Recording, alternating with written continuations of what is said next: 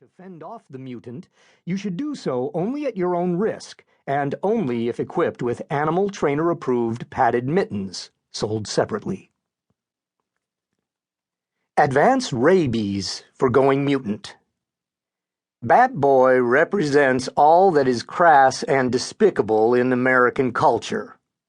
Al Gore. I lost 50 pounds and grew all my hair back thanks to Bat Boy. He's amazing. Jean Troy. Someday I will make Bat Boy my prison wife. Chuck Norris. The global chemical and pharmaceutical companies pay a lot of money to make sure books like this don't get released. Thank God they missed this one. Robert Augustus. You're a tramp, Bat Boy. I don't care what you say. You a tramp. Bat Boy, you just a tramp. Otis Redding. More than Jay Gatsby, more than Huckleberry Finn, more than even Diane Sawyer, Bat Boy stands alone as this country's emblem of our resplendent yet ineluctable American dream. Mike Nichols.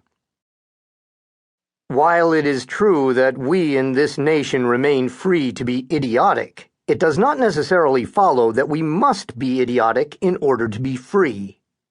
Mumford Jones. This book is dedicated to the big man who first introduced me to Mumford Jones. Foreword. Bear Grylls is an idiot. Footnote.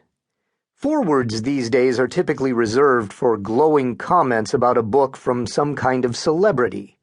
Foreword author Glenn Windiat and Weekly World News decided to turn that on its head by disparaging this otherwise harmless television sensation, Bear Grylls.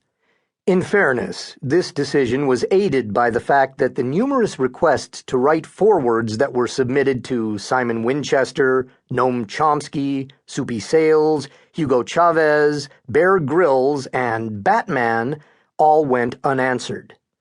Mr. Grylls is not an idiot.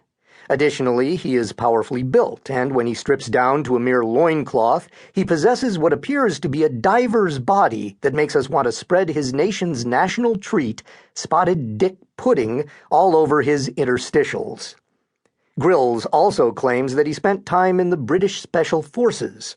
That alone is enough to make our Argentinian Falkland Islander staff member cower in our coat closet muttering, "Dios mío," and wishing we were never linked to the comment above. Still, we should all agree that American television airwaves should be restricted to natural citizens and not misappropriated by British hams such as Bear Grylls, David Attenborough, Simon Cowell, Angela Lansbury, Laurence Olivier, and Thomas Selleck. Exceptions to this rule would apply in the cases of Kate Beckinsale, for obvious reasons, and Marty Feldman, posthumously, as he had Bat Boy's eyes.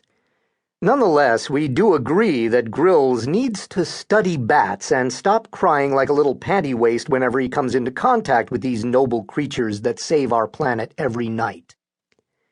Grylls, a popular television host, disparages bats every chance he gets, popping his head outside an Ecuadorian cave in the Andean jungle. "If it's one thing I don't like, it's bats."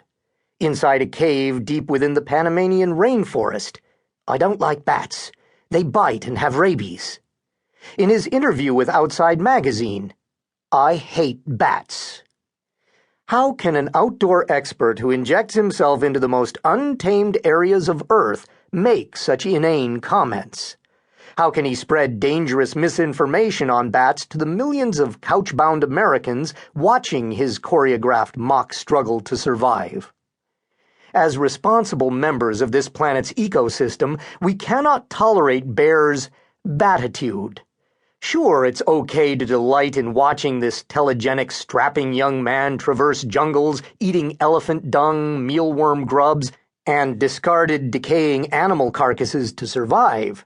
But when the man disparages bats, that must not be taken sitting down. Bats save our planet nightly by eating millions of tons of harmful insects. Should something happen to our bat population, as you will see in this book, the consequences would destroy our ecosystem.